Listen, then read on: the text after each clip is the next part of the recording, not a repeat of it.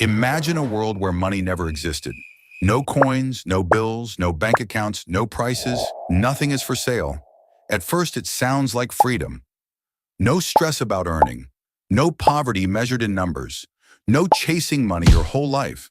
But very quickly, reality starts to break. Because the moment you remove money, you don't just remove currency. You remove the system that holds modern civilization together. To understand what that really means, we need to go back, way back. Before money existed, humans lived in small groups. Survival was simple but harsh. People didn't buy or sell anything. Everything was shared or directly exchanged. This system is called bartering. You have fish, I have fruit, we trade. You have tools, I have meat, we exchange. On paper, it sounds fair, but in reality, it's extremely fragile. Because barter only works under one impossible condition. Both people must want exactly what the other has, at the exact same time. Think about how unlikely that is. A fisherman might need clothes, but the tailor doesn't want fish. He wants wood. The woodcutter doesn't want fish either. He wants tools. And now you're stuck in a loop where nobody can agree on value. Trade becomes slow, complicated, frustrating. And as communities grew larger, this problem multiplied. It wasn't just one trade anymore. It was hundreds, then thousands. Every exchange required negotiation. Every interaction required agreement on value. Humans realized something had to change. And this is where one of the most important inventions in history slowly begins to appear. But it didn't happen all at once. Different civilizations tried different solutions. In ancient Africa and parts of Asia, people used cowrie shells, small, rare shells from the ocean. They were hard to fake and easy to carry. In other regions, salt became currency, not because it was shiny or beautiful, but because it was essential. Without salt, food spoils. Armies needed it. Families needed it. Entire economies depended on it. In ancient China, people even used bronze tools and knives as a form of money. And in many early societies, wealth wasn't measured in coins at all. It was measured in livestock, cattle, goats, sheep. If you had more animals, you were richer. But all of these systems had the same weakness. They weren't universal. What worked in one region meant nothing in another. So trade between distant groups was still difficult. That's when humans started to move towards something more powerful, a universal standard of value. One of the earliest breakthroughs happened in ancient Lydia, around 600 BC. Lydia is often credited with producing the first official coins. These coins were made from a natural mix of gold and silver called electrum. And more importantly, they were stamped by the government. That stamp changed everything, because now people didn't need to argue. The value was guaranteed.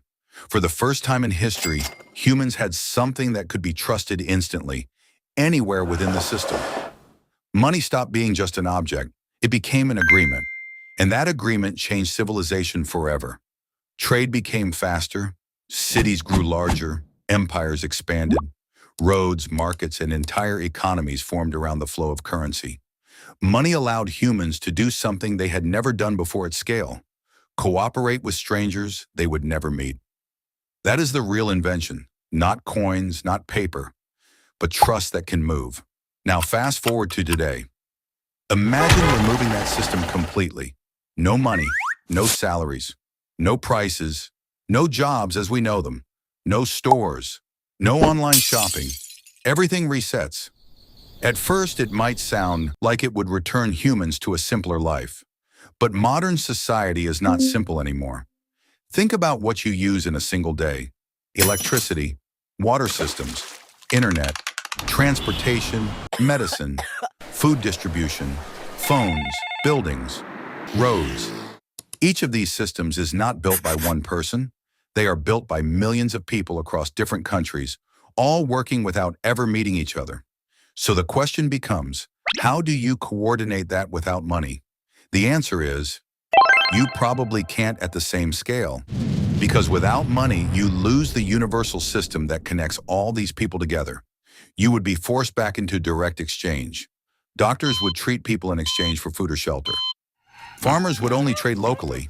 Engineers would only work for communities that can directly compensate them. Yeah. But the moment you remove standard value, everything becomes local again. and the larger system collapses into smaller, disconnected groups. Not because humans suddenly become less intelligent, but because coordination becomes too complex without a shared language of value. Money is that language.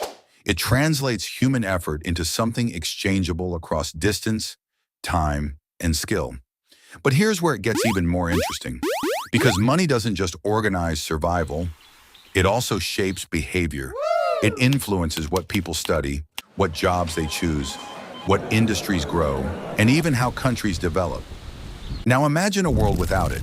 You might see something strange happen. Less inequality in some ways, less obsession with wealth, less comparison between people based on income. Communities might feel more direct, more personal. People might rely on relationships instead of systems. But at the same time, there would be trade-offs that are hard to ignore. Less innovation, less medical advancement, less global cooperation, less efficiency in large systems, and likely a much smaller scale of civilization overall. Because money doesn't just measure value, it enables scale. And without scale, humanity doesn't disappear, but it becomes something much smaller, more local, and more limited in what it can achieve together. So when you really think about it, money isn't just something we use. It's something that quietly holds the modern world together. And without it, the world wouldn't become richer or poorer. It would simply become less connected.